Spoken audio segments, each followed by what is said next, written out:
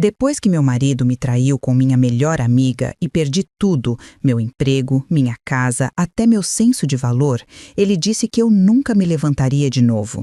Vivendo num motel decadente, encontrei uma mala empoeirada com meu nome. Dentro tinha R$ 70.000 em dinheiro, uma passagem de avião e um bilhete.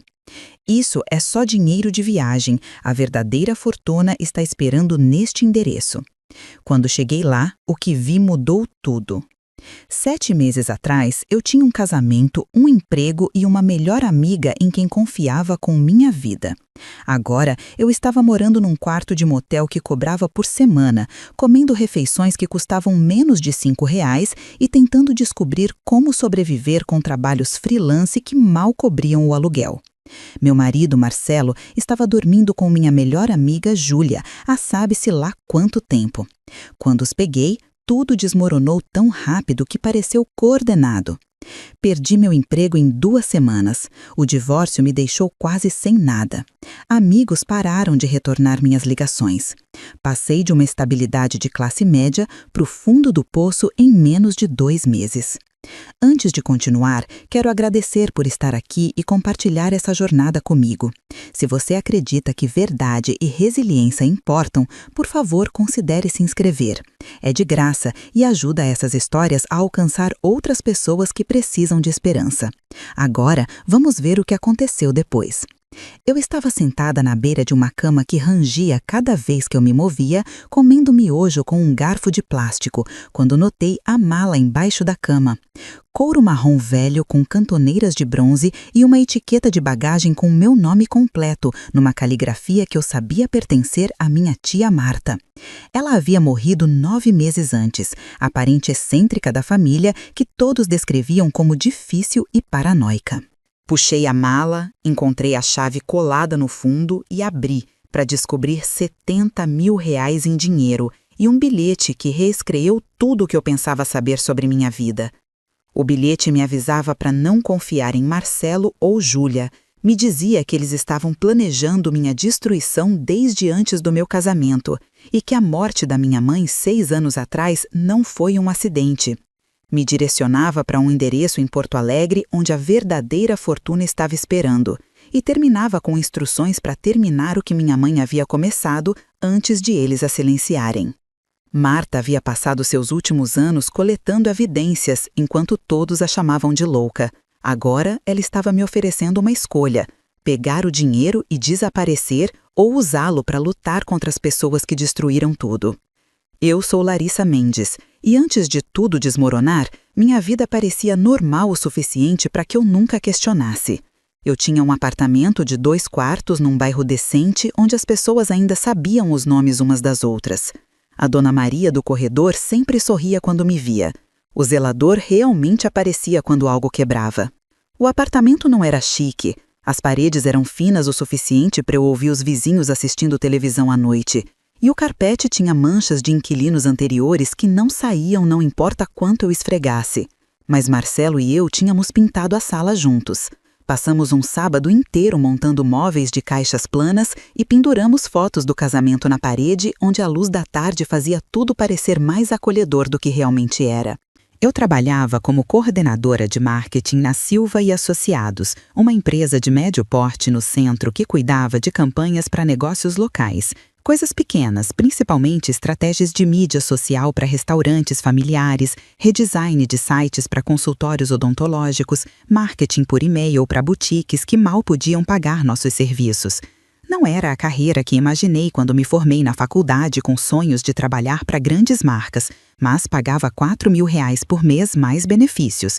Isso era suficiente para cobrir minha metade do aluguel e compras com um pouco sobrando para o jantar ocasional quando Marcelo e eu queríamos fingir que tínhamos mais renda disponível do que realmente tínhamos.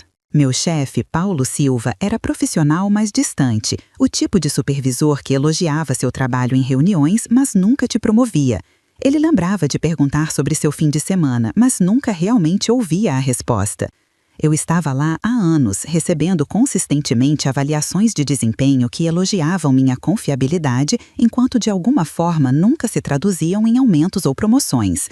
Mas eu não questionava. Eu aparecia toda manhã às 8h30, fazia café na copa usando a máquina que sempre falhava, sentava na minha mesa com vista para o estacionamento e fazia meu trabalho. Parecia estável, previsível, seguro. Marcelo trabalhava como consultor empresarial, ou pelo menos era o que ele me dizia. Sua agenda era irregular de maneiras que pareciam normais para alguém em sua área. Noites tardias terminando propostas, viagens de fim de semana para encontrar fundadores de startups em São Paulo ou Rio, ligações em horários estranhos com clientes de outros estados. Ele chegava em casa exausto, beijava minha testa, esquentava o que quer que tivesse de sobras na geladeira e dormia no sofá com seu laptop ainda aberto. Eu o cobria com um cobertor e sentia essa mistura estranha de afeto e solidão, orgulhosa de que ele trabalhasse tão duro enquanto ressentia o quão pouco tempo realmente passávamos juntos. Nos conhecemos 7 anos atrás num jantar dado por amigos em comum, ou pelo menos era isso que eu sempre acreditei. Marcelo tinha sido charmoso aquela noite. Ele fez perguntas sobre meu trabalho e realmente ouviu as respostas. Ele fazia piadas que eram inteligentes, sem serem maldosas. Ele se ofereceu para ajudar a limpar depois do jantar quando todos tinham ido para a sala. Ele pediu meu número no final da noite e eu dei, tentando não parecer muito ansiosa. Nosso namoro pareceu natural e fácil, como se tivéssemos sido projetados para nos encaixar. Jantares em restaurantes casuais, caminhadas pela cidade, manhãs preguiçosas de domingo lendo jornais na cama. Ele pediu minha mão em casamento depois de 18 meses, ajoelhando-se no mesmo parque onde tivemos nosso terceiro encontro. Eu disse sim sem hesitação porque não conseguia imaginar uma razão para dizer não. Mas as coisas tinham mudado nos últimos 2 anos. Mudanças sutis que eu notei, mas me convenci que eram normais. Marcelo ficou mais protetor com o celular, inclinando a tela quando eu passava, atendendo ligações no outro cômodo, colocando-o virado para baixo na mesa durante o jantar. Ele ficou mais vago sobre seus projetos de trabalho, oferecendo descrições amplas em vez das histórias detalhadas que costumava compartilhar. Ele arrumava brigas por coisas pequenas, a forma como eu carregava lava-louças, se precisávamos de vegetais orgânicos ou normais, quanto tempo eu passava falando com Júlia. Júlia tinha sido minha melhor amiga desde a faculdade, quando éramos ambas estudantes quebradas, dividindo pacotes de miojo e falando sobre os futuros que construiríamos algum dia. Ela foi minha madrinha, parada ao meu lado num vestido de dama de honra que escolhemos juntas, chorando durante a cerimônia de uma forma que me fez chorar também. Ela nos ajudou a nos mudar para nosso apartamento, carregando caixas por 3 lances de escadas e fazendo piadas sobre quanto acumulamos. Toda quinta-noite, pelos últimos 5 anos, ela vinha com uma garrafa de vinho e sentávamos no meu sofá conversando sobre tudo. Frustrações do trabalho, seus últimos desastres amorosos, minhas preocupações sobre se Marcelo e eu estávamos nos afastando.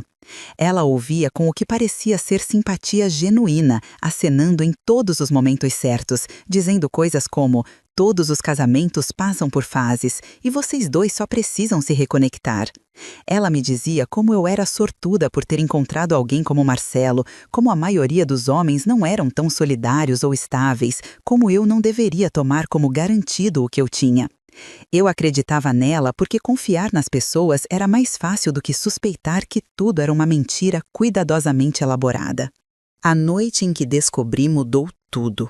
Era uma quinta-feira, nosso habitual dia de vinho com Júlia, exceto que ela havia cancelado pela 3ª semana seguida com uma desculpa vaga sobre estar ocupada no trabalho.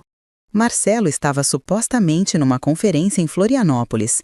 Eu tinha saído cedo do trabalho com uma enxaqueca e voltei para casa encontrar os dois no meu apartamento, no meu sofá, fazendo as coisas que casais fazem quando pensam que ninguém está olhando.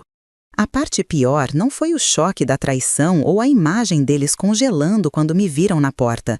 Foi a forma como Júlia olhou para mim, com algo que parecia pena misturada com irritação, como se eu fosse um inconveniente que tinha estragado uma tarde perfeitamente boa. Marcelo, pelo menos, teve a decência de parecer envergonhado por um momento antes de seu rosto endurecer em algo parecido com desprezo. Eu não chorei, não gritei. Fiquei lá parada, olhando para ele se vestindo apressadamente e tentando encontrar palavras que fizessem a situação parecer algo que não era. Marcelo disse que ia explicar tudo, que não era o que parecia, que ele ainda me amava, mas as coisas tinham ficado complicadas. Júlia disse que era desculpa dela, que ela nunca quis me machucar, que tinha apenas acontecido e ela não podia se perdoar. Suas palavras soaram ocas e ensaiadas, como um roteiro que tinham praticado para esta exata eventualidade. Eu os mandei embora, disse a Marcelo para empacotar suas coisas e sair do apartamento até o fim da semana. Disse a Júlia para nunca mais me ligar. Eles saíram sem discutir e eu me sentei no chão do meu apartamento tentando processar o fato de que minha vida inteira tinha sido construída numa fundação de mentiras que acabava de desmoronar sobre meus pés. O que aconteceu depois foi metódico e devastador. Dentro de 2 semanas, fui demitida da Silva e Associados. Paulo Silva me chamou no escritório dele numa manhã de sexta-feira e disse que a empresa estava fazendo cortes de orçamento e minha posição estava sendo eliminada. Ele me entregou um envelope de indenização e me desejou boa sorte com simpatia genuína que tornava tudo pior, porque significava que ele realmente acreditava que minha demissão era inevitável e necessária. Mais tarde descobri que Marcelo tinha conexões com parceiros da empresa. Ele havia alimentado rumores sobre minha instabilidade emocional, sugerido que eu estava tendo problemas de desempenho, preparado minha demissão enquanto ainda estava dormindo na nossa cama e fingindo ser meu marido. Os divórcios são complicados quando ambas as partes são razoáveis. Quando uma parte está ativamente trabalhando para destruir a outra, eles se tornam exercícios de crueldade legal. Marcelo contratou um advogado caro que transformou cada ativo em algo contestado. Ele argumentou que minha demissão recente demonstrava instabilidade financeira, que me tornava não confiável. Ele produziu declarações de testemunhas, incluindo Júlia, alegando que eu tinha temperamento volátil e comportamento errático. Ele alegou que o apartamento tinha sido principalmente mobiliado com seu dinheiro e deveria ser seu. Ele disse ao juiz que estava preocupado com minha saúde mental e bem-estar.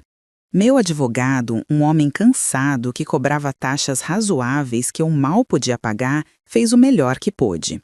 Mas contra um advogado bem financiado que estava disposto a usar táticas que beiravam a obstrução, estávamos jogando defesa. O acordo deixou Marcelo com um apartamento, a maioria dos nossos bens compartilhados e um pagamento mínimo de pensão que mal cobriria aluguel num lugar decente. Eu consegui meu carro, que tinha 7 anos e estava começando a precisar de reparos caros, algumas roupas e móveis que Marcelo não queria. E a amarga satisfação de saber que pelo menos não tinha que vê-lo novamente. Amigos desapareceram. Não todos de uma vez, mas numa erosão gradual que tornou tudo mais solitário. Algumas pessoas claramente ficaram do lado de Marcelo, acreditando em qualquer versão de eventos ele tinha contado. Outros simplesmente não sabiam como lidar com a confusão de tomar partido ou oferecer apoio, então escolheram a distância como uma solução mais fácil. Convites pararam de chegar, mensagens de texto foram mais esparsas. Pessoas que eu tinha considerado próximas se tornaram conhecidos que acenavam educadamente se nos cruzassem na rua, mas nunca sugeriam tomar café. Júlia espalhou sua própria versão de eventos através de nossa rede social compartilhada. Ela enquadrou o caso como algo que tinha acontecido depois que Marcelo e eu já estávamos tendo problemas. Sugeriu que eu tinha sido emocionalmente negligente e empurrado ele para os braços dela, pintou-se como alguém que tinha cometido um erro, mas merecia compaixão ao invés de julgamento. Algumas pessoas acreditaram nela porque queriam acreditar que traição é complicada e matizada ao invés de simplesmente errada. Eu acabei no motel Encruzilhada porque era o lugar mais barato que aceitava pagamentos semanais sem exigir contrato de longo prazo. Quarto 14, no final de um corredor que cheirava a mofo e desinfetante, com carpete manchado e uma janela que não fechava direito, então eu podia ouvir o tráfego da rodovia a noite toda. O ar-condicionado fazia barulho, mas mal esfriava. O chuveiro tinha 2 temperaturas, morno e frio. Havia manchas no teto que sugeria vazamentos de água que nunca tinham sido propriamente consertados.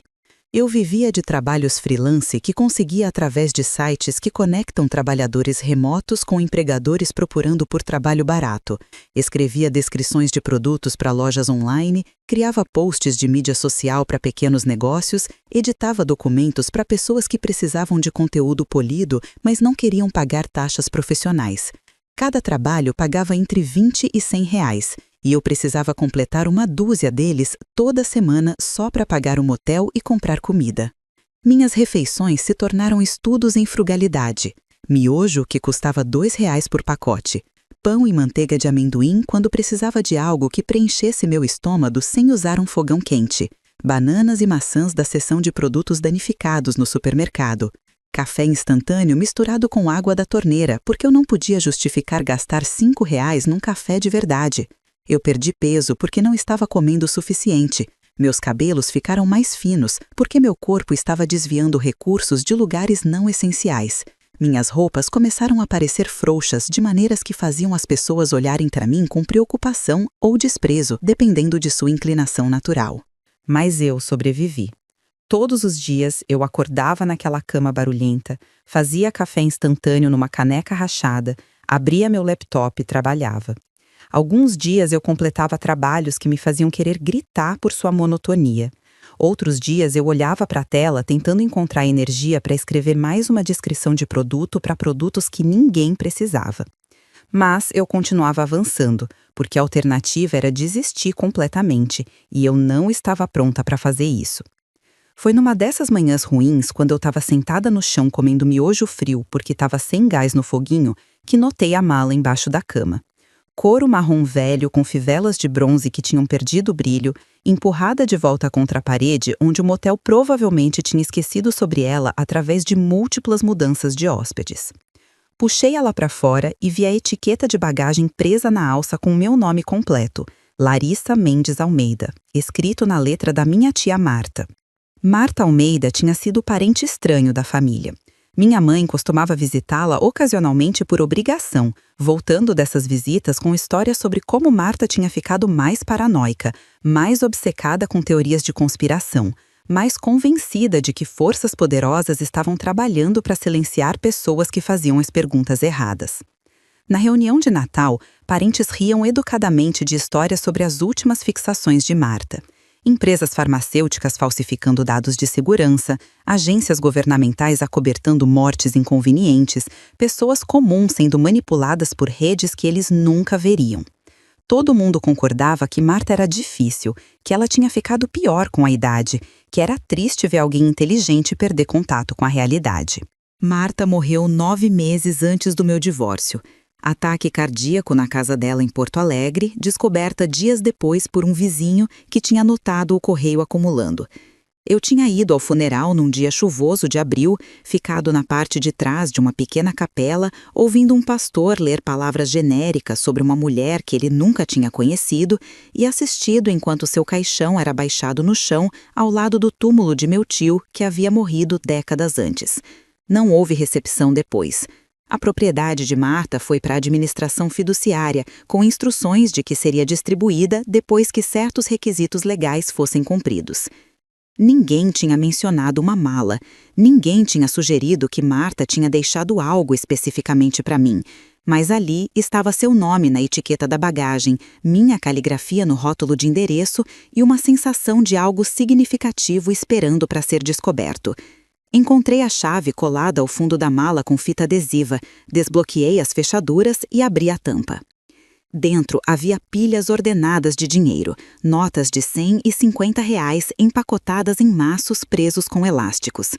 Contei rapidamente e parei em R$70 mil, mais dinheiro do que eu tinha visto de uma vez, mais dinheiro do que eu podia ganhar em anos aos meus trabalhos freelance atuais. Havia uma passagem de avião para Porto Alegre na classe econômica com o meu nome, datada para o próximo sábado. E havia um envelope grosso com um bilhete escrito na letra de Marta. O bilhete começava sem saudações. Se você está lendo isso, então minha morte fez você vulnerável o suficiente para que eles se movam contra você. Marcelo e Júlia estão trabalhando para a Meridian Pharmaceutics. Eles têm estado desde antes de você conhecê-los. Seu casamento foi uma operação de vigilância, sua amizade foi uma designação.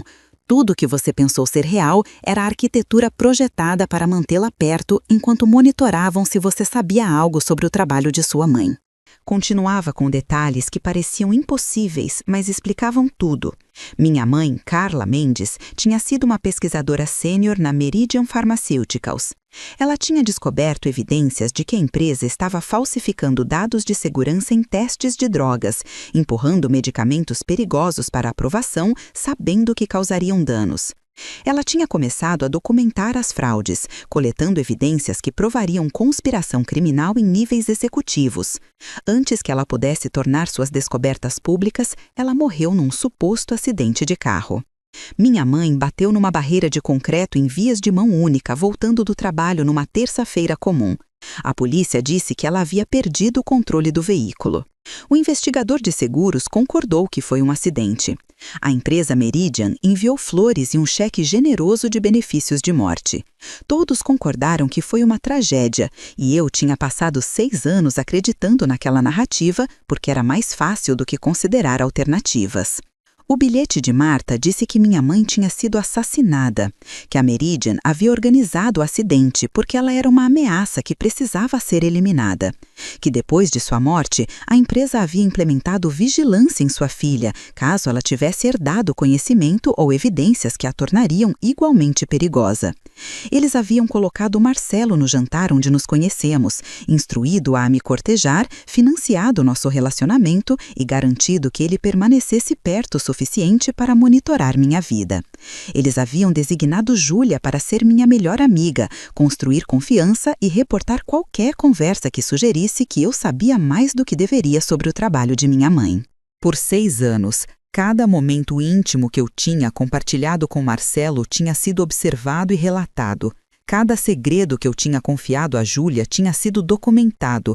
Meu casamento tinha sido teatro. Minha amizade tinha sido espionagem profissional. As pessoas em quem eu mais confiava eram funcionários sendo pagos para me manter sob observação, enquanto a Marian determinava se eu representava uma ameaça que eventualmente precisaria ser neutralizada da mesma forma que eles haviam neutralizado minha mãe.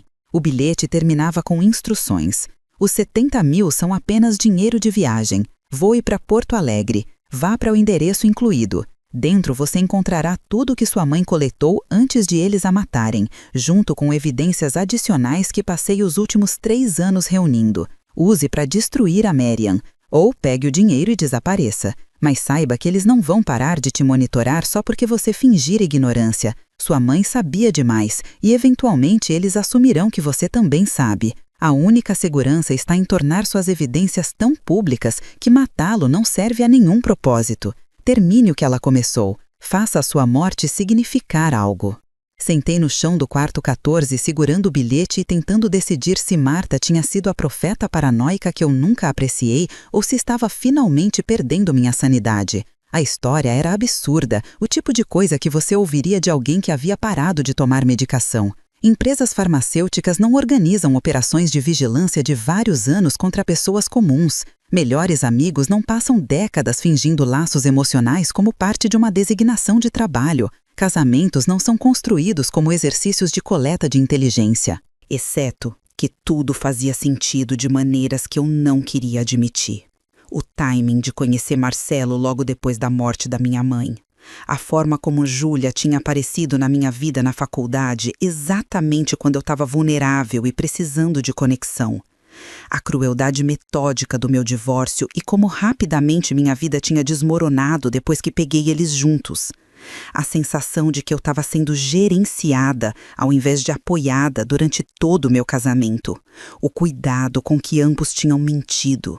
Passei 3 dias pensando sobre o que fazer. Eu poderia pegar os 70 mil reais, comprar uma passagem para um lugar distante e começar de novo numa cidade onde ninguém me conhecia. Poderia fingir que nunca tinha lido o bilhete de Marta, que nunca tinha encontrado a mala, que estava feliz em deixar o passado ser passado. Ou eu poderia fazer o que Marta estava pedindo, ir a Porto Alegre, encontrar as evidências e lutar contra pessoas que haviam destruído minha família e gastado anos manipulando minha vida. A escolha deveria ter sido óbvia.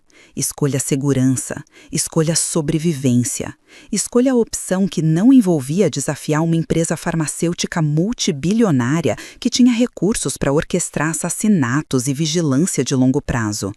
Mas eu estava cansada de escolher segurança.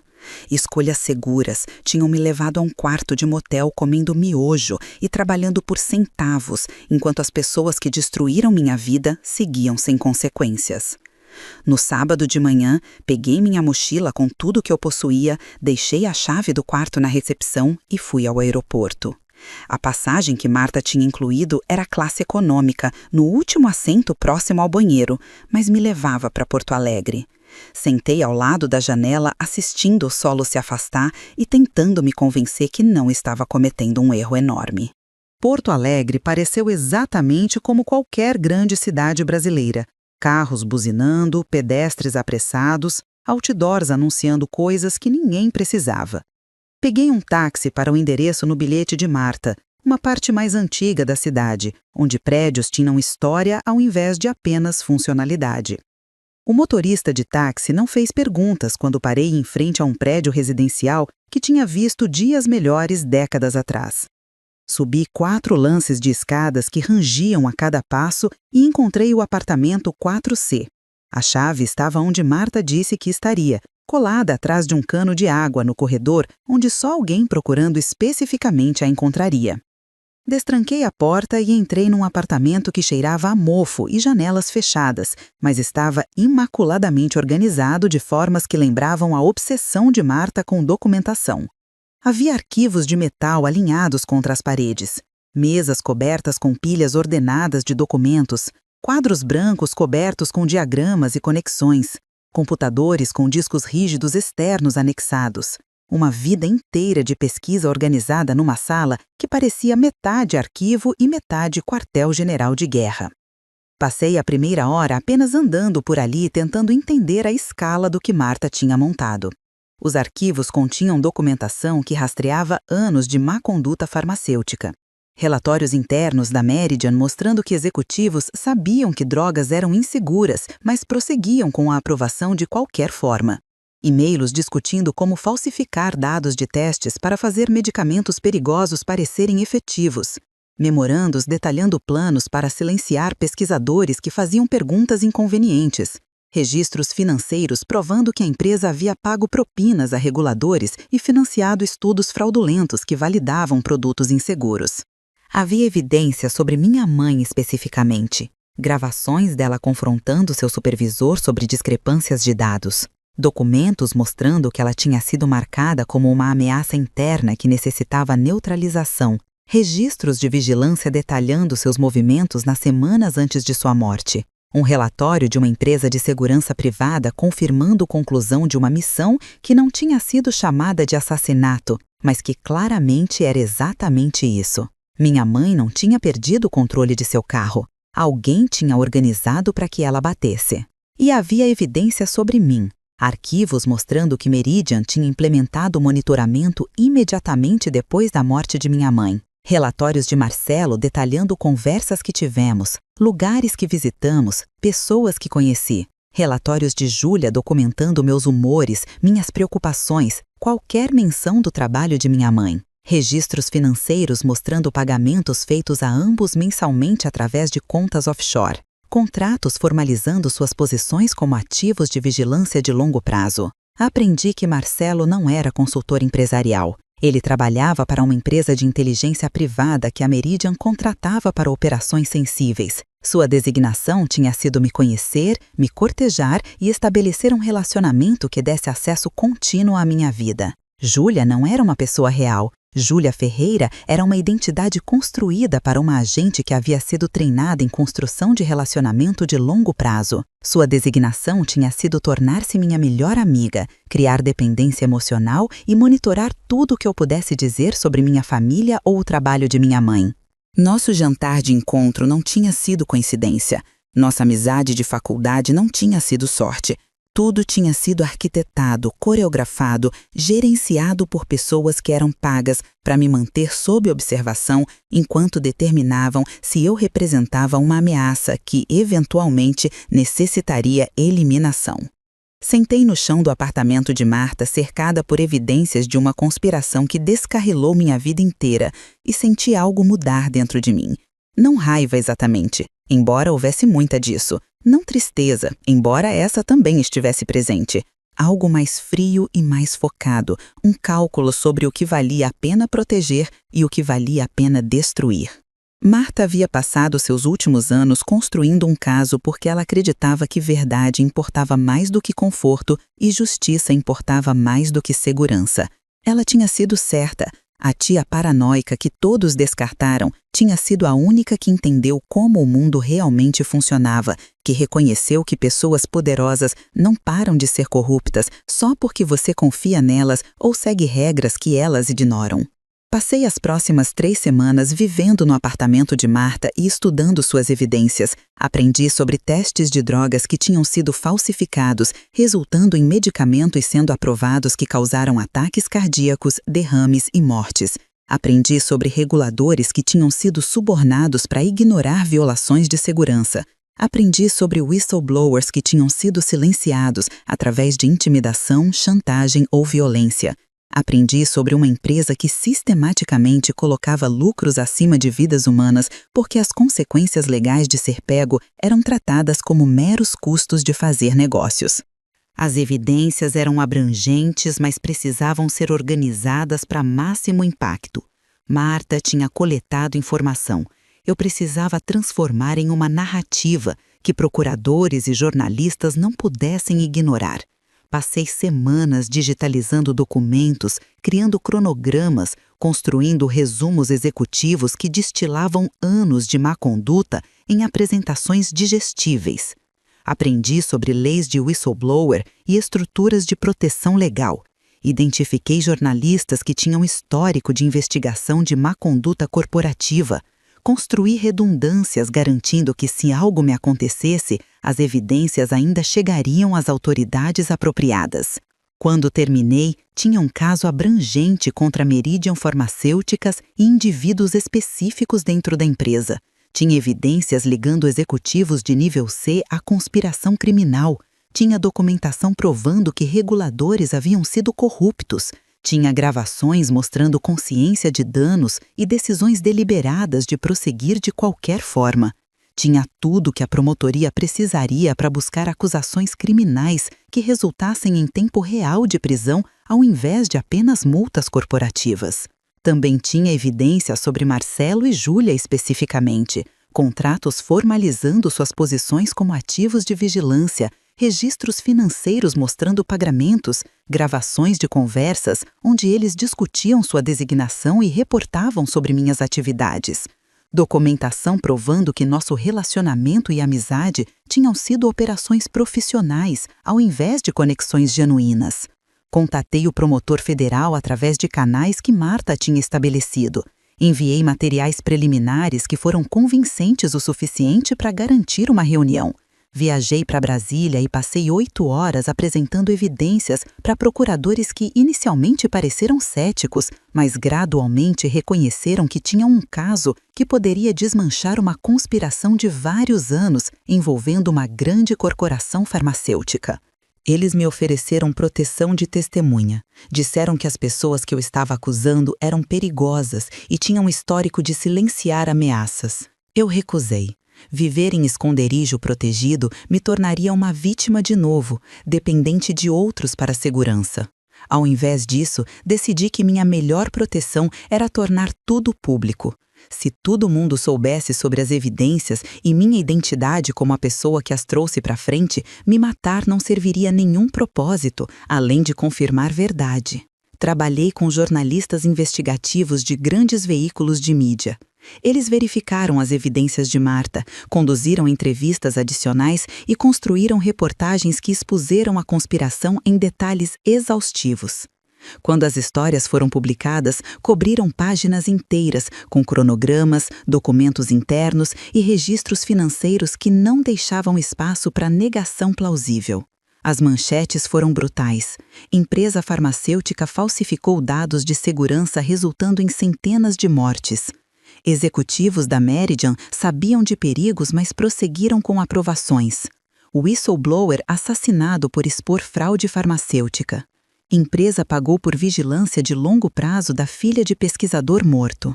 Testemunhei perante o Congresso. Sentei numa audiência pública respondendo perguntas de legisladores que estavam igualmente indignados e frustrados que tais fraudes pudessem ocorrer sem intervenção regulatória. Descrevi o trabalho de minha mãe, as evidências que ela coletou e os passos que a Meridian tomou para silenciá-la. Expliquei como a vigilância havia sido implementada contra mim, como meu casamento e amizade tinham sido operações profissionais, como toda a minha vida adulta tinha sido construída numa fundação de mentiras cuidadosamente elaboradas. Os executivos da Meridian foram indiciados em acusações criminais, incluindo conspiração para cometer assassinato, fraude e extorsão. Seus advogados argumentaram que os executivos não tinham conhecimento direto de ações tomadas por empreiteiras de segurança, que a empresa havia operado de boa-fé e que qualquer má conduta foi trabalho de funcionários desonestos ao invés de política corporativa. Mas as evidências mostraram comunicações diretas entre executivos de nível C e as pessoas que organizaram o assassinato de minha mãe. O CEO, Ricardo Andrade, foi sentenciado a 20 anos em prisão federal. O diretor financeiro recebeu 18 anos. O vice-presidente de pesquisa, que havia diretamente supervisionado os esquemas de falsificação de dados, recebeu 15 anos. Vários gerentes de nível médio aceitaram acordos em troca de testemunho contra executivos de nível superior, resultando em sentenças reduzidas, mas ainda significativas, que sinalizaram que participação em conspiração criminal carregava consequências reais. Marcelo foi processado separadamente. Ouvi sua voz em gravações que ele não sabia que existiam, discutindo minha mãe como um obstáculo que precisava ser removido. Ouvi ele reportar sobre conversas que tivemos sobre o trabalho dela. Ouvi ele estrategizar sobre como usar nosso relacionamento para a coleta de informações. Os procuradores apresentaram registros bancários mostrando pagamentos feitos a ele durante nosso casamento, demonstrando que ele tinha sido compensado por cada mês que passou fingindo me amar. Seu advogado de defesa tentou argumentar que Marcelo tinha sido um participante de baixo nível, manipulado por pessoas mais poderosas, que ele tinha sido coagido a envolvimento que não entendia completamente. Mas as gravações mostraram alguém que tinha sido entusiástico e disposto, que havia feito sugestões estratégicas sobre como abordar o assassinato de minha mãe, que havia continuado recebendo pagamentos e participando na conspiração anos depois de sua morte. O júri retornou vereditos culpados em acusações de conspiração para cometer assassinato, fraude e extorsão. O juiz o sentenciou a 15 anos em prisão federal. Quando o veredito foi lido, Marcelo olhou para mim pelo tribunal. Sua expressão era complicada, algo entre raiva e resignação, como se ele não conseguisse acreditar que a mulher que ele havia se casado como parte de uma operação de vigilância tinha sido a que trouxe evidências que o destruíram. Olhei de volta sem piscar, sem emoção, porque eu estava farta de ser intimidada por pessoas que sistematicamente subestimaram do que eu era capaz quando empurrada longe o suficiente. Júlia aceitou um acordo ao invés de ir a julgamento. Em troca de testemunho contra outros réus, sua sentença foi reduzida para 8 anos. Ela forneceu informações sobre a doutora Ana Santos e outros funcionários da Meridian que tinham sido parte da conspiração, ajudando procuradores a construir casos contra pessoas que de outra forma poderiam ter escapado da responsabilidade. 6 meses após sua sentença, recebi uma carta dela. 3 páginas escritas em papel oficial da prisão, cheias de desculpas e explicações sobre como ela tinha sido jovem e desesperada por dinheiro quando a Meridian primeiro a abordou. Como ela havia feito escolhas terríveis que lamentava todos os dias. Como ser designada para ser minha amiga tinha começado apenas como um trabalho, mas tinha se tornado complicado quando ela realmente cresceu a se importar comigo apesar das mentiras. Ela perguntou se poderíamos eventualmente encontrar uma forma de nos perdoar e seguir em frente, porque nossa amizade tinha significado algo real, mesmo que fosse construída em decepção. Li a carta uma vez enquanto sentava no meu apartamento em Porto Alegre com café da manhã e não senti nada além de um tipo oco de satisfação. A carta era autojustificação vestida na linguagem de remorso, tentando reescrever história para que Júlia pudesse se ver como vítima de circunstâncias ao invés de participante ativa na destruição da vida de outra pessoa. Ela queria a absolvição que eu não estava disposta a dar. Arquivei a carta numa pasta com outras evidências de traição e nunca respondi. Alguns relacionamentos não podem ser reparados e não deveriam ser tentados. Perdão não é algo que você deve para pessoas que sistematicamente destruíram sua vida só porque depois lamentam ter sido pegas. A ação civil contra a Meriden Farmacêuticas levou outros 2 anos para resolver. A empresa lutou agressivamente, implantando times de advogados para desafiar cada reivindicação e arrastar procedimentos o máximo possível. Mas, eventualmente, enfrentando o peso de evidências que já havia resultado em condenações criminais para seus executivos, eles concordaram.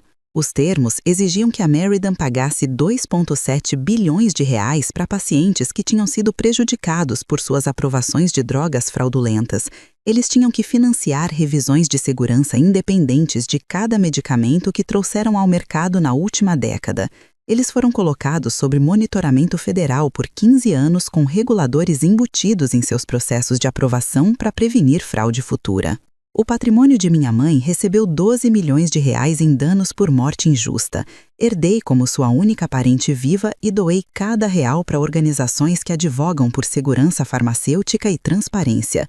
O dinheiro parecia contaminado, ganho através do assassinato de minha mãe, e eu já tinha recursos suficientes do fundo fiduciário de Marta para viver confortavelmente sem ele. Em vez disso, usei parte do fundo fiduciário de Marta para começar a Fundação Mendes, uma organização sem fins lucrativos dedicada a investigar fraude farmacêutica e apoiar whistleblowers que arriscam suas carreiras para expor má conduta corporativa.